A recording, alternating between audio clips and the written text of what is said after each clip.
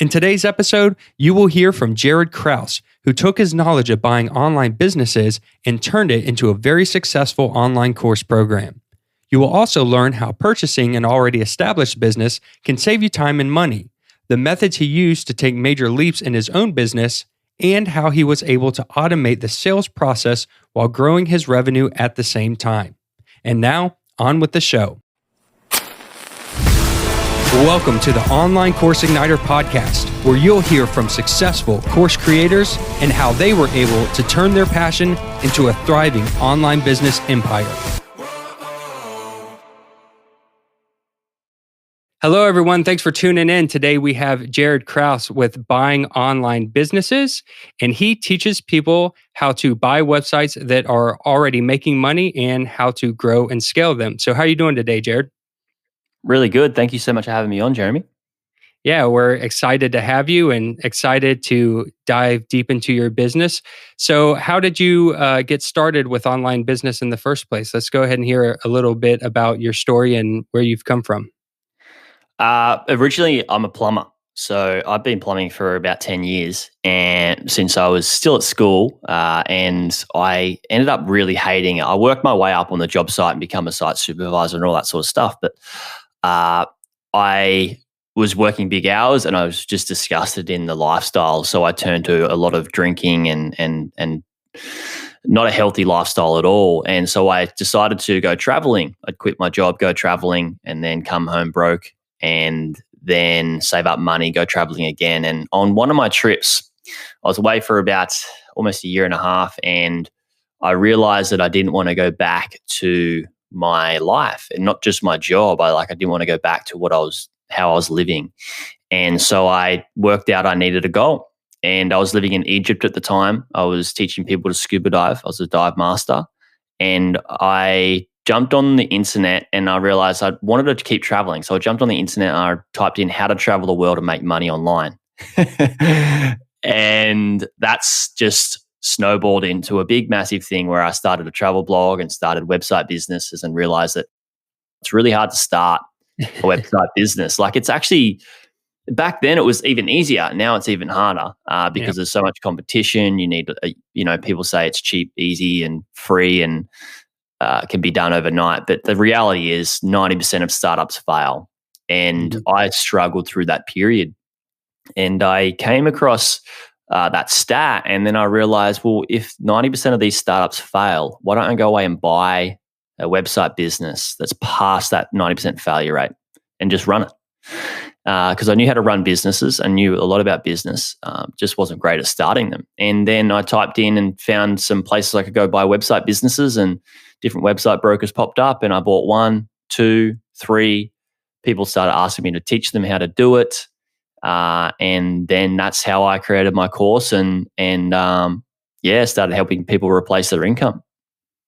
Very awesome. So what was the first website, if you don't mind sharing, what was the first website you ended up purchasing? The first website was a website where people could purchase a monthly fee or an annual fee to get access to a database of wholesalers or suppliers, which is what we call drop shippers. And it was just a big database of different drop shippers around the States.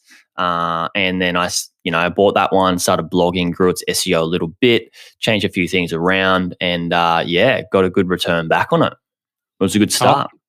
Awesome. Yeah, that's great. I've looked into doing that myself because I've created niche sites, and like you said, a lot of people fail because it takes, a long time. Even a new site might take 6 months to 9 months even to start ranking in Google. And so this is a really interesting business that I like to hear about because sounds like you can bypass a lot of that startup phase and get right into a website that's already producing. Yeah, correct. I mean, it's still, people there's both sides to the coin. And I suggest if somebody really loves a niche and they really have something they're passionate about and they want to be in business for 10 years or more, then it's certainly worth starting a business around that because you're going to love it. You're going to get fulfillment and enjoyment out of it. And you're in it for the long haul. That's the key thing, is the macro goals. But a lot of people come to me, Jeremy, and they say, Jaryd, I want to I just want to replace my income. I just want to make money online. And most people come to the internet simply to make money online. And I feel that they just don't have the gusto to carry through a startup phase or the Mhm. knowledge. And that's why my perception is it's just better to purchase something that's already working. Yeah, that's awesome. So you go in, you purchased a couple different sites, you saw a good return on your investment, everything was going good, and then at you said people were asking you, how you were doing this. At what point did you decide that you wanted to start teaching what you were doing and create a course?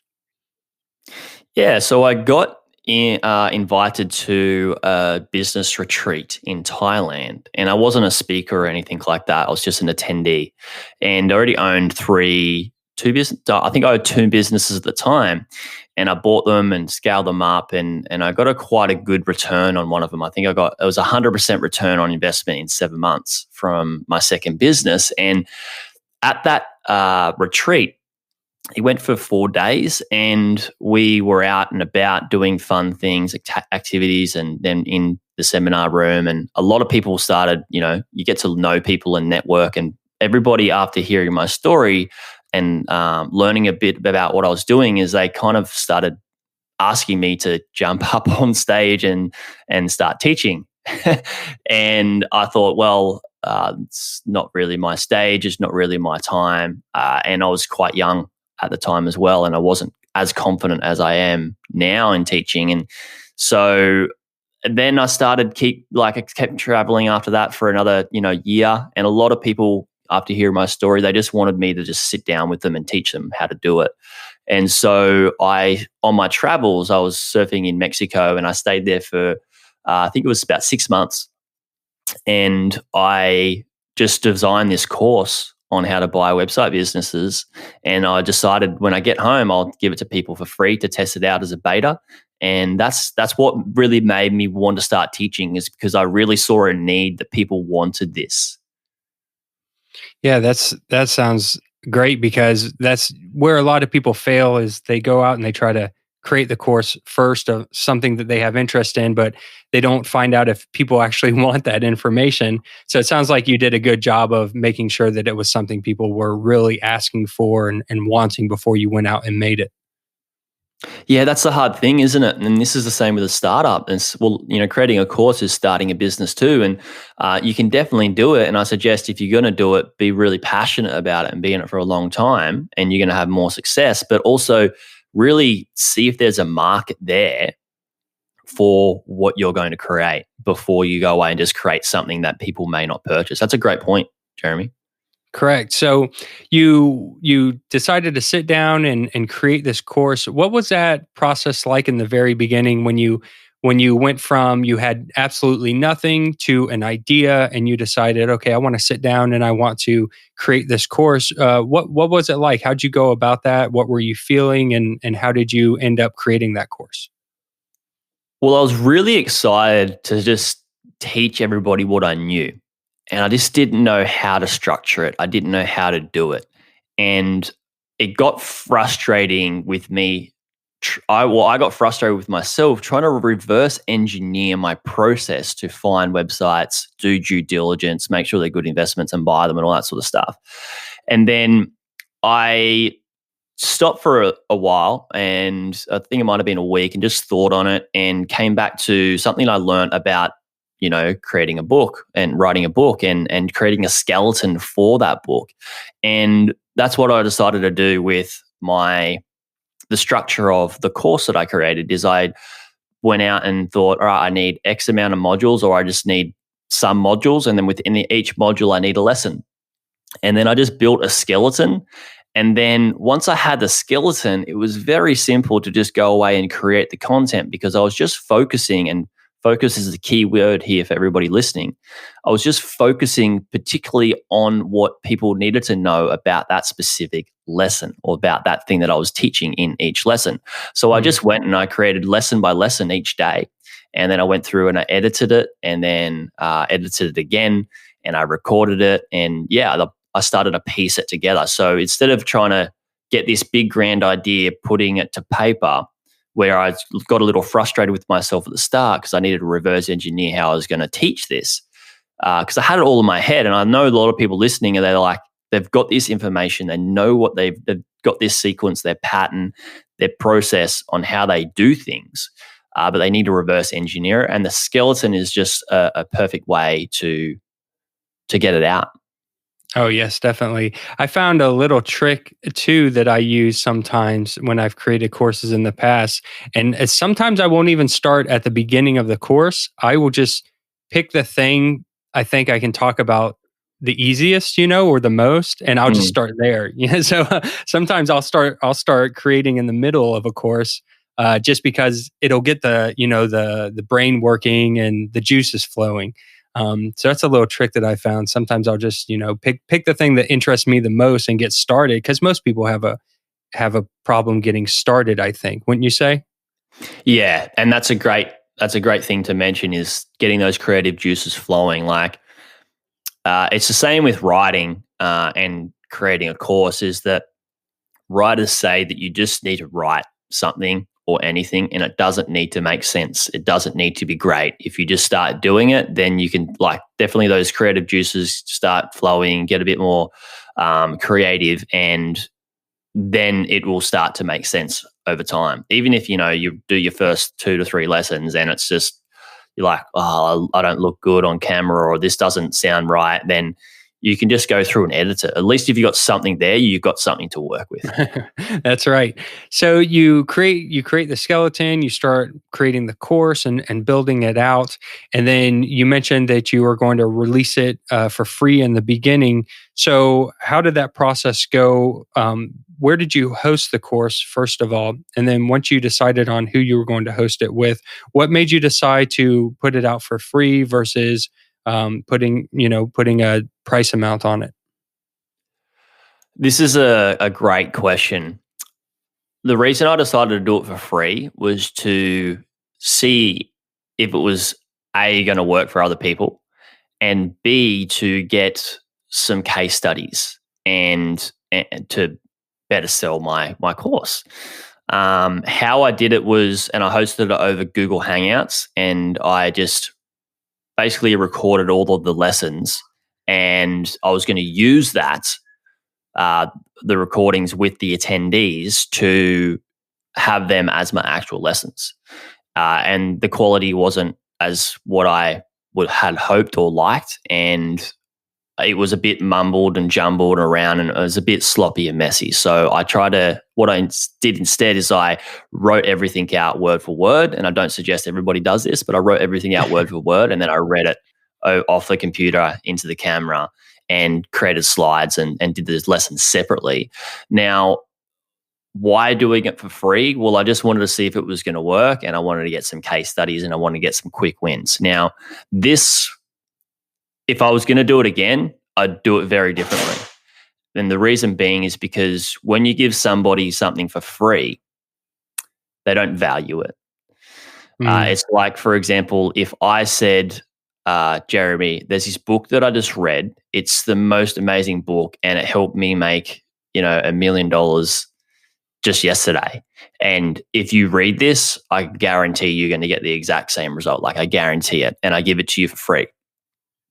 Now, if I said to you, Jeremy, I've got this book, it cost, $350 or $500.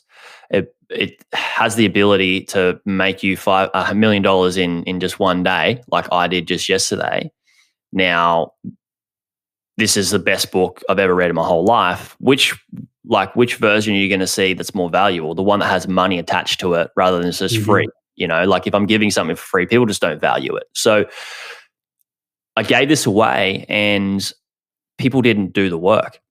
They did a little bit of the work. They just didn't go the whole way. And then when I started charging for it, people held themselves accountable. People did the work. They needed to justify the spend of their money with them doing the work and getting results. And that's what I'd do differently if I was to create another course again. Well, I'm always creating new courses and stuff like that, but like, I wouldn't ever give it away for free. Yeah.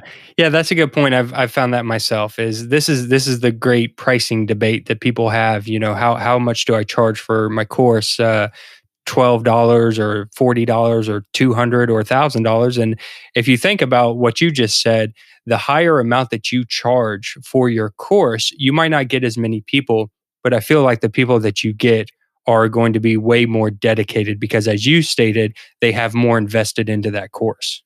I totally agree. And I've played with different prices on my courses as well, like with more done for you stuff or done with you stuff by me and one-on-one coaching. And the more I charge, the better results people would get. And so, and then it's not like, hey, go away and charge, 15,000 for your course and the first course that you make, Right. and go down that route. It's You need to be comfortable charging that amount, I believe, and know the value of the course as well. And yeah, I mean, the pricing debate is hard, but just don't sell yourself short. Right. Yeah, I like that. So you create this course, you do it on the Google Hangouts. You have some people who kind of do the work, some other people not so much. So what was the next step after that? If you did this course and you saw that you weren't getting amazing results, what made you want to keep moving forward with it? Because people are still asking me, and it just changed my life so much. And much like everybody else, knowing that they want to help people because what they know has changed their life as well.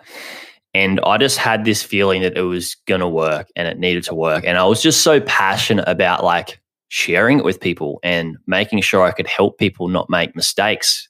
I know there was a lot of people that were buying websites and making mistakes and buying lemons and it really affecting them and putting them back further than where they would be when they first started. So Hmm. I just had this feeling deep down that I needed to keep going with it. And that's when I created it, made it really good, and I hired a mentor, a coach to help with selling it. And yeah, as soon as I started selling it, it went off. Obviously, I learned a lot through marketing. In my first year, I spent 30 grand on I had a business coach and then I had a marketing coach. I spent 50 grand in the first year just learning all of this stuff and continual learning. So it's not just, hey, create a course and you'll just be able to sell it quite easily. You do want to have that experience in marketing. Right. And educating yourself, getting the coaching, I mean that can take you miles, what might take you, years to figure out. Someone like that can definitely help expedite that process. Um, and I'm sure, paying, for a coach that you probably followed every step of the way because it wasn't free coaching. Exactly. And I laughed earlier just before because I was the guy when I first typed in how to travel the world and make money online. I was the guy that was like, I'm going to be a self-made millionaire. Yeah. And I look back now in hindsight, there's no such thing as self-made. Even if you learn something off the internet or this podcast you're listening to or a book or a free lesson or wherever it is, it's all regurgitated information that we learn from somewhere else. Nobody is self-made. And I had this perception that a lot of entrepreneurs get, and it really stuffed me up, is that I need to just go it alone. Like I can do this alone. Hmm. And I'm going to be the self-made person. And it's just the dumbest thing. And I look back now and I just go, what was I thinking? I did this for years, Jeremy. I didn't hire a coach. I didn't get any help. And I look at the most successful people in the world, like anybody that has any level of success, whether it's a politician, a business owner, an athlete, Hmm. all have teams around them. Like not just one coach, but they have like multiple. They have Hmm. teams. And so I'm like, eventually when I first hired my first coach, I got great results. And I was just like, I'm just going to build an army of like great people in my network to help me grow. And I think Hmm. that's probably like, that may even be one of the biggest takeaways out of this podcast is just get people in your corner. Yes, I definitely agree with that. I think we all feel that if you're starting out as a solo entrepreneur or a startup, you definitely have that you want to do everything yourself. I think some of it might come from, money, fears or what have you. Other parts of that come from pride. I'm going to do this myself, and I'm going to do the graphics and create the website and do the videos and production and marketing.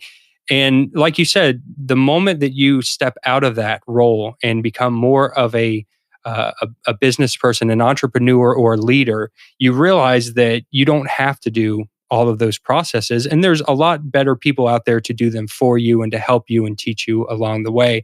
I personally myself agree with you that I have grown so much more when I started getting rid of those things that I don't need to be doing anymore, or reaching out to coaches and mentors to help teach me things that I figured I'd just learn on my own. You can grow so much faster once you begin doing that. Hello, course creators. Are you struggling with marketing and selling your online course? If so, then head over to our free community where successful course creators are ready to help you create, market, and sell your expertise. Go to onlinecourseigniter.com/community now to join. That's onlinecourseigniter.com/community. So you've got your course, you reach out, you get, some coaching and some help. What did you do after that with the course? Did you stick it up on a new platform, and how did you go about, you created the course, you refined it, you made it better. What did you do with it after that point? Yeah, I put it on a members portal in Optimize Press within WordPress, and I sold that over the phone. I did phone sales actually, and sold it over the phone. And I was working with people more one-on-one coaching, and having the program and stuff like that, just to hold people accountable. And I started building out a sales team. My marketing started going really good, and yeah, I was just doing phone sales. So it was people would do a booking call with us, 15-minute booking call, and then I'd have an education call, and then I'd have a sales call. So there'd be 3 touch points, which help build a relationship with people before they'd purchase and work with us. Obviously, this was a higher ticket at the time. I was selling my course for a high ticket item, and I think people like this high HTC, which is high ticket closes, Yep. started to become a thing. Anyway, I learned so much about sales and so much about marketing just through phone sales and building out a sales team. That's evolved. Now I don't do phone sales. Now I don't use Optimize Press. It's far more automated. I don't do anything in terms of sales calls or trying to sell people into my course. It's very organic. Okay, yeah, and I definitely want to get into those steps. But before we do, how were you getting people to hear or find out about your course in those early days when you were doing the more high ticket closing and courses? How were you getting people in there?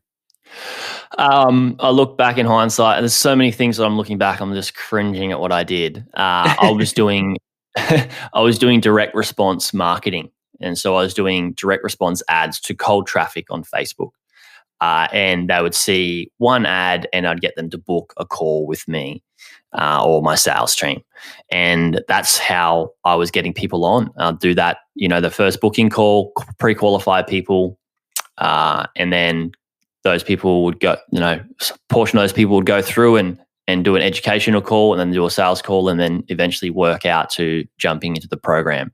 So that was basically the process at the very start until it started to grow, and my team grew a bit bigger. And then things changed. I had to pivot because the Facebook algorithm changed, and it wasn't working.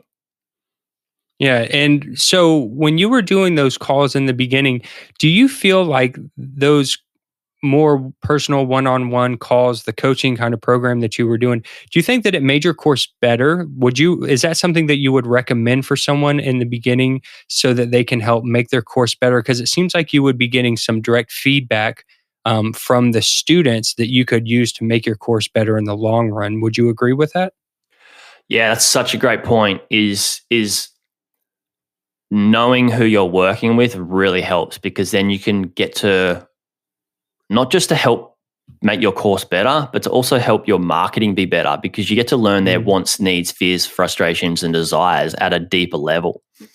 To a point where the first sort of call I would have with somebody is I'd get them to go through a certain amount of lessons, fill out their homework, and get back to me. And I'd schedule a call with them, and I'd go through their goals and their guidelines on what business they want to buy and what their personal goals are as well.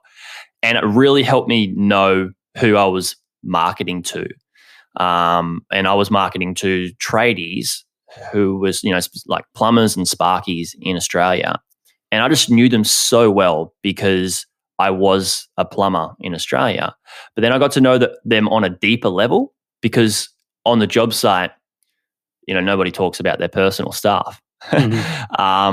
And doing this, people would open up, and just the connection of those who were in my community or in the group was a lot stronger, because everybody had similar goals. Everybody knew what they were, and we all were a big family and a big team. And at one stage when I was doing weekly webinars and I scaled them back, people's favorite time of the week was to jump onto those weekly webinars and catch up with everybody, see how everybody's going, and learn the lesson of the week that I had to teach. It really became a pretty awesome family. Now, that just wasn't as scalable as I'd like, especially for myself. Right. When you do so much one-on-ones, when you get to a certain level, it starts depleting you, and then you just can't give your best self to absolutely everybody, unfortunately. Exactly. Yes. Yeah. So it comes to a point where you just can't maintain anymore, and then it affects you physically, psychologically, physiologically, and then, like you said, you're not really helping anyone at that point, because you just can't give that direct support. Yeah, you just don't fill your cup up. Like, I'm huge on energy exchange, and when you're just pouring your energy out to absolutely everybody, you become depleted, and then it's unhealthy, and then eventually it's not great for anybody in the transaction, because you're just a zombie. Yeah. So you decide, okay, this isn't going to scale at the point that you're at now. We need to make a change, and you decide, like you mentioned earlier, that you started to automate some of the processes. So tell us a little bit about how that went about. Yeah, it was kind of a bittersweet time that I went through in my business. Initially, I didn't pivot or change because of the, how many clients I had. I was still working a lot. I had 4 people on my sales team, and then I had a booking team. And a marketer, and all this, build out quite an awesome team. I spent so much time on them. It was so good. And what really happened was my Facebook ads weren't performing, and we weren't making sales, and, expenses started to catch up. It's good that I had a lot of, cash in the kitty, and, my Facebook ads just weren't working. They were getting shut down from Facebook. And I couldn't say what I wanted in my ads. Like we get heavily regulated on Facebook. YouTube's a different story now. They're quite good, but I was getting regulated hard, and I couldn't say what I wanted to in my ads, and I couldn't get my message across the way I wanted to. And so I just stopped and realized I need to, get rid of my team. I need to do not direct response advertising only to cold traffic, because people had only one touch point before they got on the phone with me.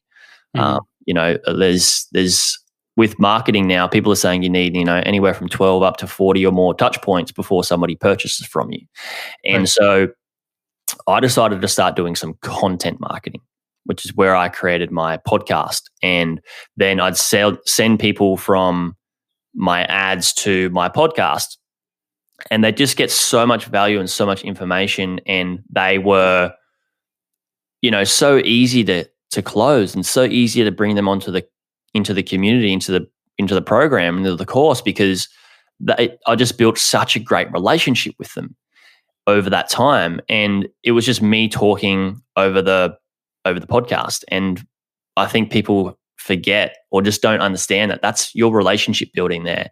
And so I really changed my approach to marketing and realized I just need to start building more or better relationships with more people. And so that's what I decided to do. Is I went all in. I got rid of my team and I went all in podcasting and promoted the podcast. And that was just harnessing great relationships with so many people.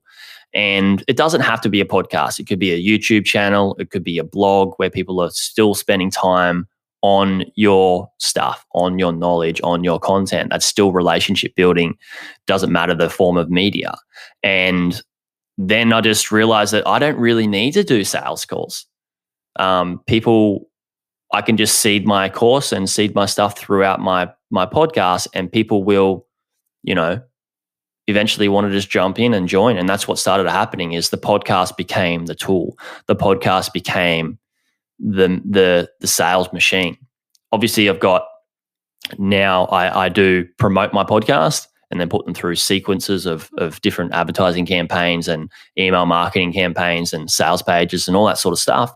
All stuff that I worked out after I decided to go all in on creating content and building relationships with people over just get people into the program as quickly as possible.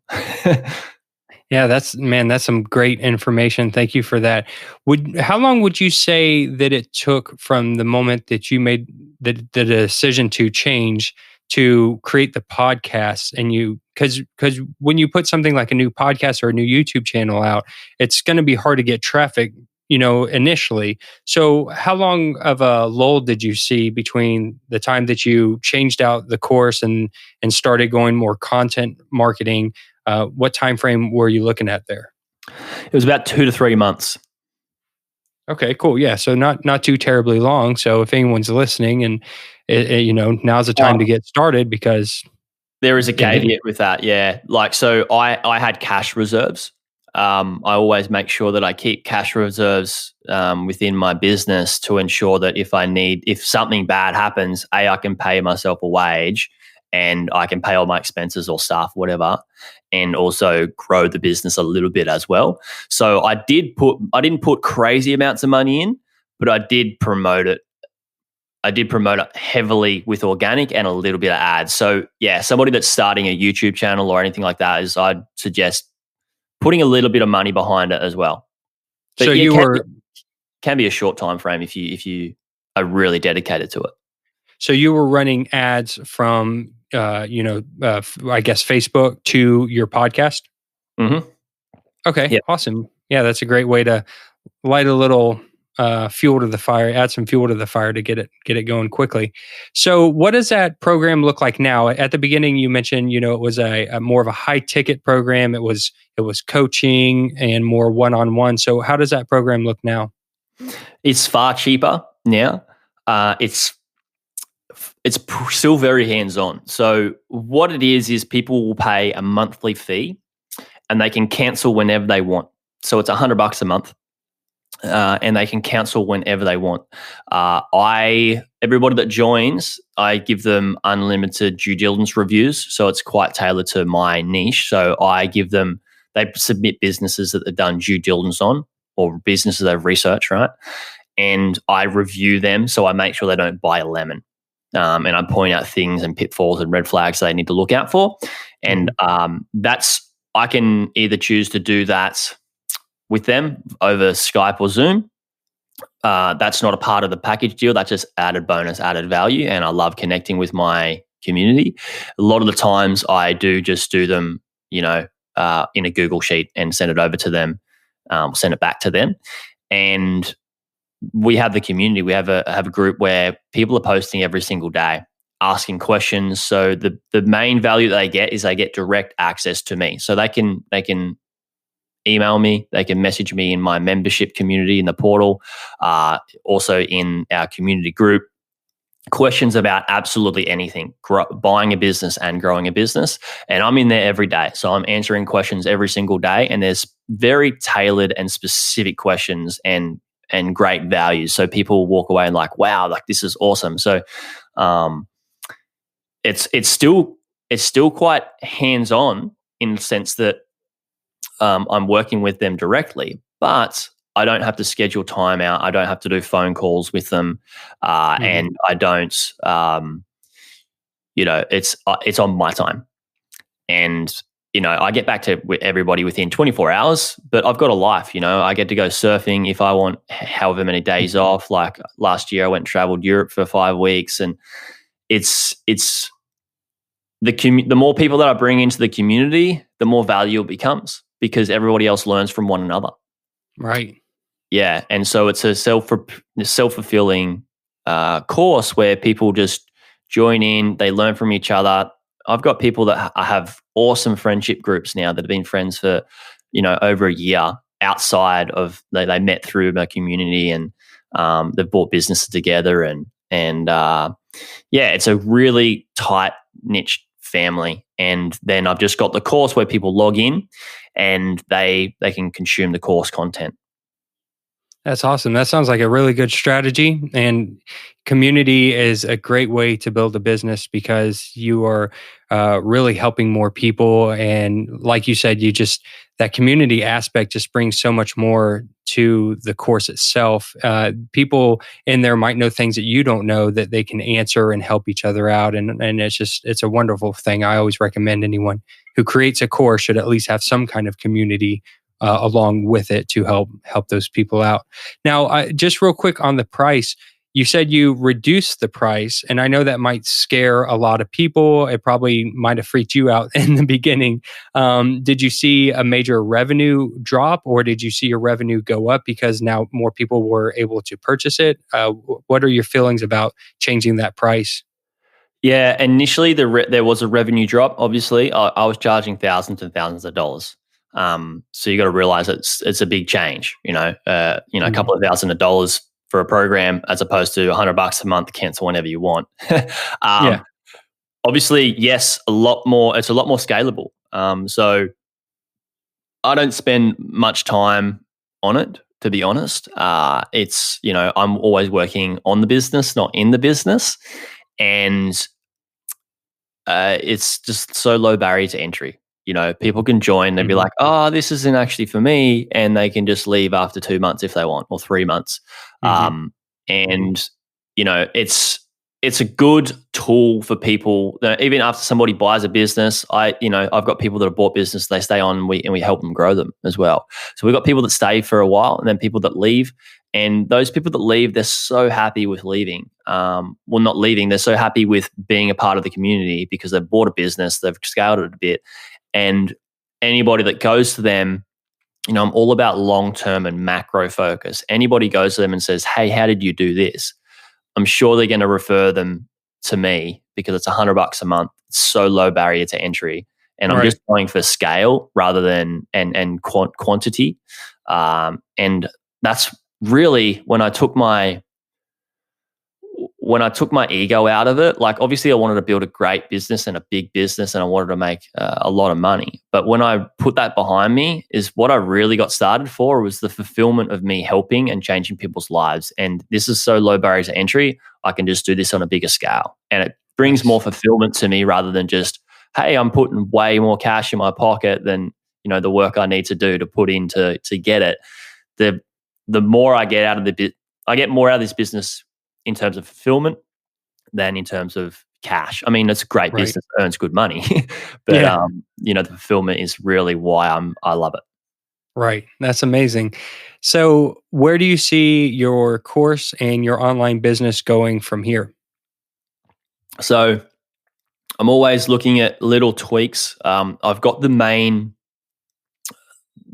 direction of it is just if the podcast grows, the bigger the podcast grows, the bigger the community grows and the course grows because it feeds the community really.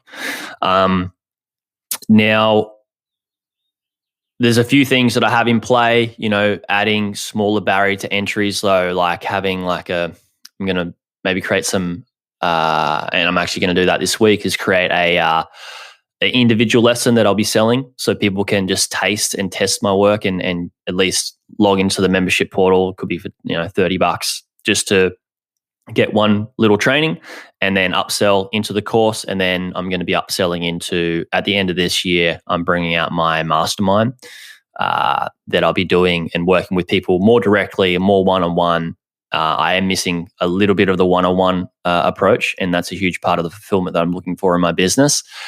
So I will be bringing on a select few people who are in my community to a higher level mastermind, and just help them buy businesses a lot quicker and scale them at a faster and a better rate.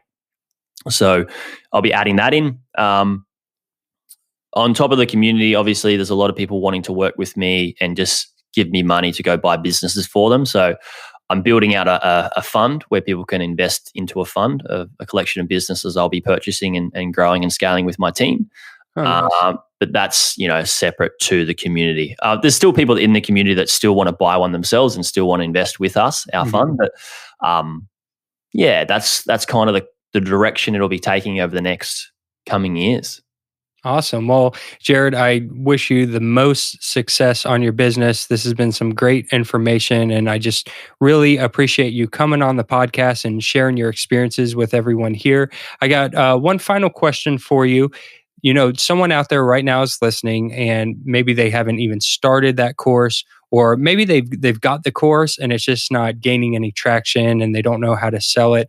What is one just real good piece of advice that you could offer for these people out there who are listening right now? For a business to grow, there's the things that you really need to know as an entrepreneur and growing a business is sales and marketing. So if you have a course, it's probably not the course that needs to be changed. I know that my course at the start was sloppy and not what it is today. It's always going to change, and you've always got to start somewhere. But the more people you get in, the more feedback that you're going to get on how to change it and how it's going to evolve. But to do that, first, you need to understand sales and marketing and get really good at learning sales and marketing. So my biggest advice for those who have already got a course and they're wanting to sell more of it is to just pay the cash to somebody who's already done this before, already scaled, a community, and learn how to do that from them. You don't need to go away and reinvent the wheel. You don't need to be the self-made entrepreneur and leave yourself in the dark and run around and make all the mistakes yourself. Somebody else has already done that. Just go away and work with somebody who can help you and get this done in a lot quicker time. And you're going to achieve a better ROI on doing that and having somebody help you than doing it yourself, and in a shorter time frame as well. For those of you who haven't started a course and are thinking about doing it, is don't put so much pressure on yourself. Have a bit of fun with it. Like what you said, Jeremy, is, just turn on the laptop and start typing out a lesson or recording one of the first lessons about something that right? And then you can, start to piece out a bit of a skeleton and then just work at it, it's more about consistency in creating that course than having it be amazing, because if you just start somewhere, then at least you got something to work with and adapt. That's wonderful advice. Thank you so much. We appreciate it. Where can other people find out more about you and your businesses? Yeah, if you just type my name into Google, Jaryd Krause, or any social platform, YouTube, Facebook, and LinkedIn, Jaryd Krause, or type in buying online businesses into Google, or buyingonlinebusinesses.com is my website. So you can check me out there and come ask me questions if you have any. Perfect. Well, thank you so much for being on the podcast, and just good luck with your business moving forward. Thanks so much, Jeremy. Great to be here. Thanks. That was Jaryd Krause with Buying Online Businesses. You can find out more about him and his business by visiting buyingonlinebusinesses.com, or you can get the show notes of this episode along with links and resources by visiting onlinecourseigniter.com/1. Take care and see you in next week's episode. Thank you for tuning in to the Online Course Igniter podcast. Make sure you subscribe wherever you're listening so that you don't miss an episode. If you would like to learn more marketing strategies and how to sell your online course, then also check out our free community where we share tips, tricks, and tutorials at onlinecourseigniter.com/community.